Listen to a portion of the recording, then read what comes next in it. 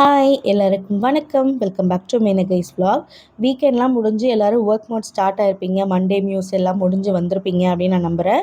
எங்களோட வீக்கெண்ட் இந்த வாட்டி எப்படி போச்சுன்னே எங்களுக்கு தெரியல. ஒரு நாள் வெளியே போயிட்டோம், அதனால ஒரு நாள் தைப்பூசம் அப்படிங்கிறதுனால 2 நாளுமே ஃபுல்லி ஏதாவது ஒரு வேலையில் இருந்த மாதிரியே இருந்துச்சு. ஒரு ரெஸ்ட்டு ரீசெட் அதுக்கான டைம்லாம் கிடைக்கவே இல்லை.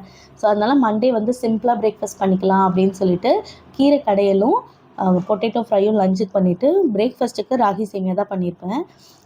ராகி சேமியா வந்து நான் எப்படி பண்ணுவேன்னா, ஒரு பாத்திரத்தில் கொஞ்சம் தண்ணி சேமியா முங்குற அளவுக்கு தண்ணி எடுத்துகிட்டு அதை ஒரு நிமிஷம் ஊற வச்சுட்டு இட்லி பாத்திரத்தில் தட்டு போட்டு இந்த ஊறின சேமியாவை தண்ணியெல்லாம் வடிச்சிட்டு அதில் உதிர்த்து மேலே வச்சுட்டு ஒரு 10 நிமிஷம் வேக வச்சு எடுத்து நெய், அதுக்கப்புறம் சுகர் இதை போட்டு நல்லா சூடாக கையிலே விடுவேன்.